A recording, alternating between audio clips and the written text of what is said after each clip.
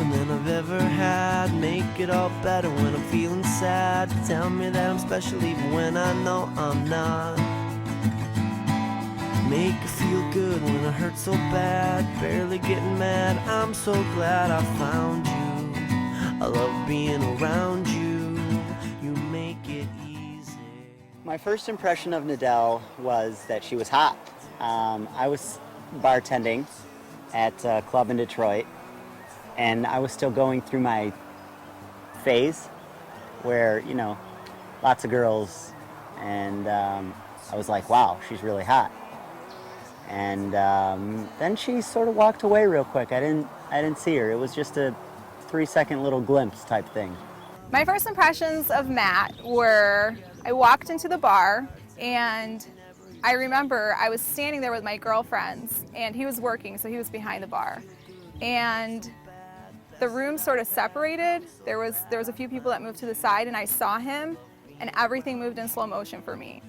And it was love at first sight for me. I know it wasn't for Matt. So I was kind of had my eye out for her the rest of the night, but I had never seen her before. I didn't know where she went, so that was it. The next couple weeks, I still visited that bar, but I stayed away from him for the most part. But my first impression was that I thought I loved him. I actually went home and told my roommate that I lived with at the time that I just saw the boy that I fell in love with. That is it.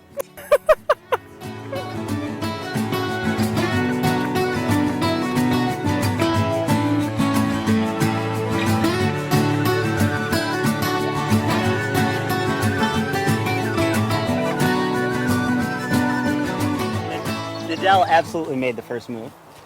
I believe her opening line was, and in her defense, she was going through a phase. Back then I was a little bit gutsier than I am now. I was newly single and didn't have a care in the world, and didn't know if this was going anywhere, so I figured I would just go for it. So it was Halloween, actually. There was a Halloween party going on, so I was dressed as a devil, and Matt was dressed as an army guy, and I went up to him and I said, "So when's our first kiss gonna be?" That was my opening line. I know, it's good, isn't it? And and he said, "How about right now?" And I said, "Okay, where?" And he said, "Meet me at the end of the bar." So I met him at the end of the bar.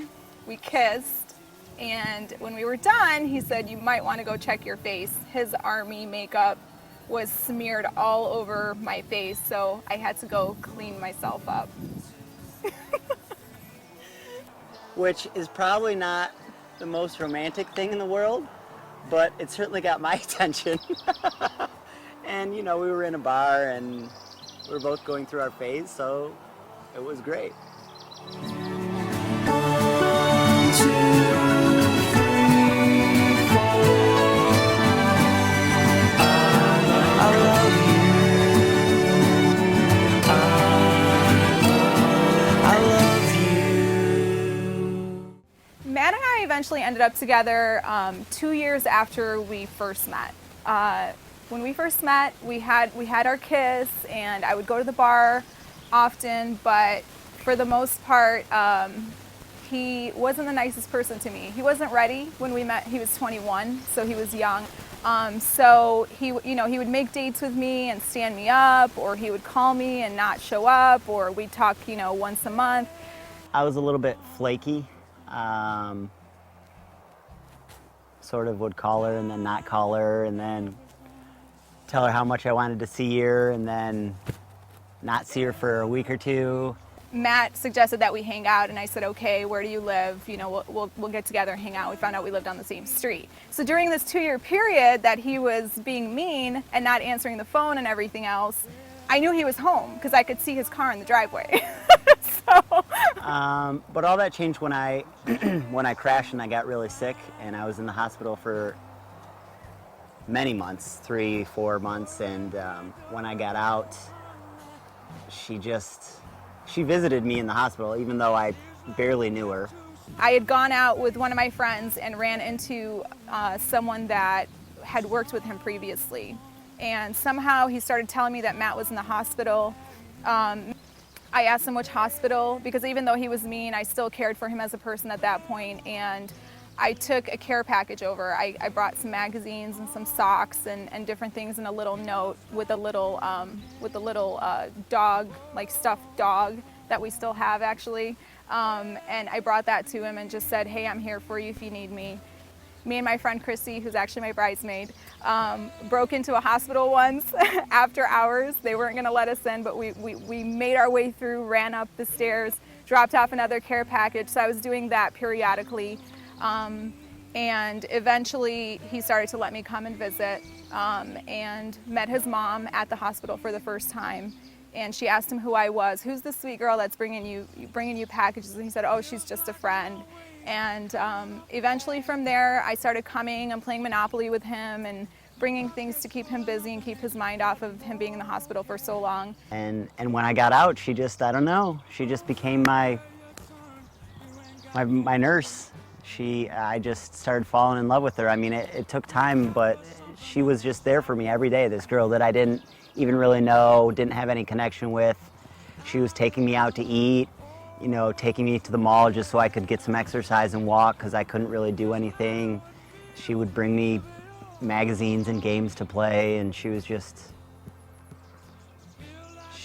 I don't know, she made me fall in love with her, you know?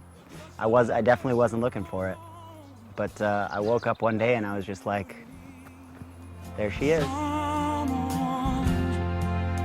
Someone that you can't hold when all your faith is gone. It feels like you can't go home. Let it be.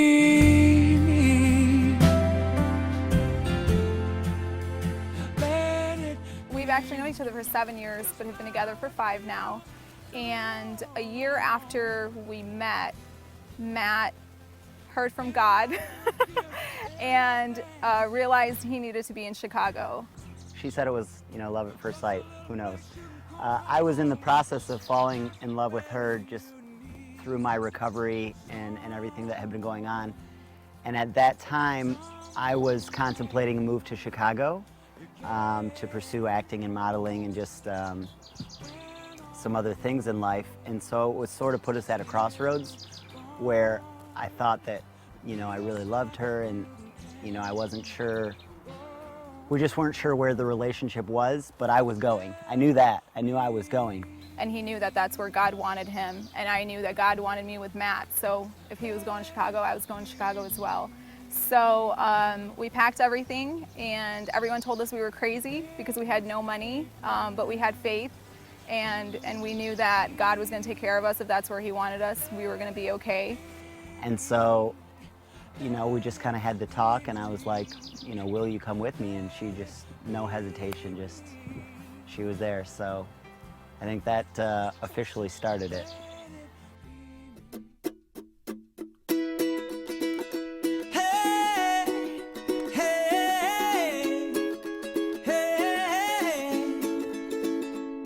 Your lipstick stains on the front lobe of my left side brains.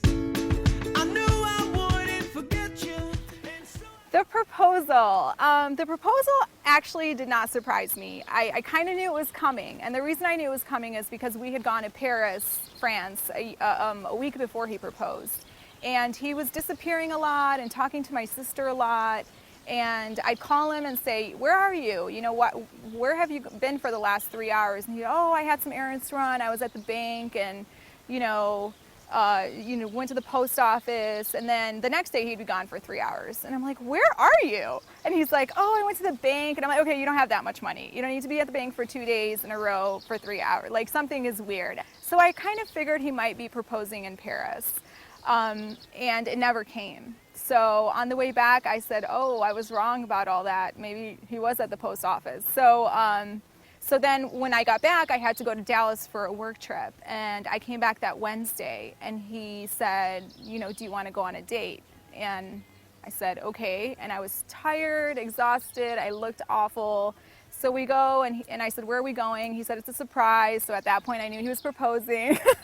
I proposed to Nidhal on a cliff in Malibu, really secluded, 50-foot drop off to the waves coming up. Laid out a blanket, some candles, had wine and cheese or whatever else, and I was getting ready to get the ring, which was in the picnic basket. It was a good 10 feet away from where our blanket was. And I'm getting ready, I'm like, okay, this is the moment. And she asks, so why do you want to marry me?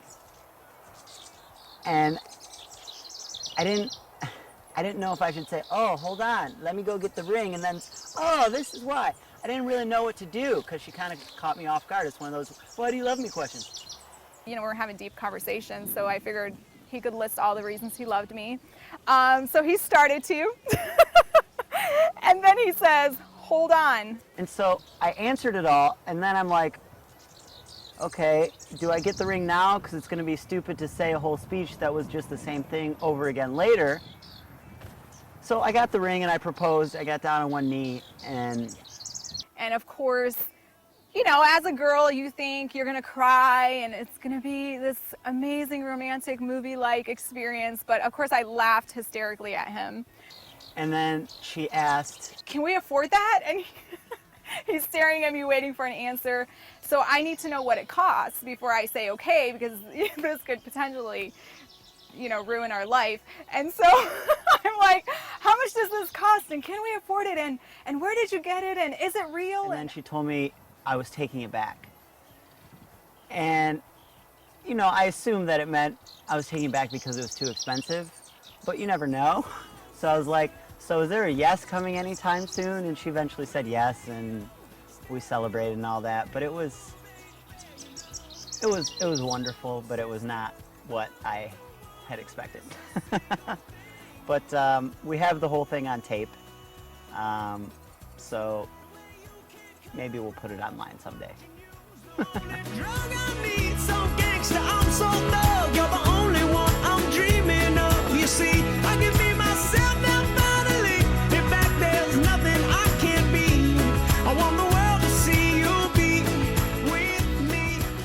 I think I've behaved most of this interview.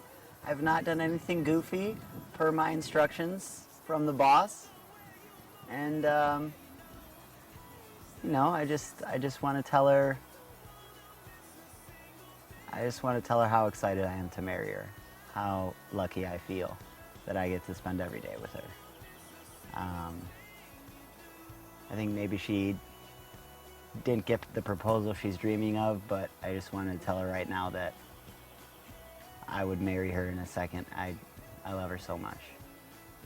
Matt is the most patient, amazing man I've ever met, and I'm super excited to be married to him. And he's been so helpful during this whole wedding planning and is absolutely my rock day in and day out. And I love you. Can't wait to marry you. Tonight. Right.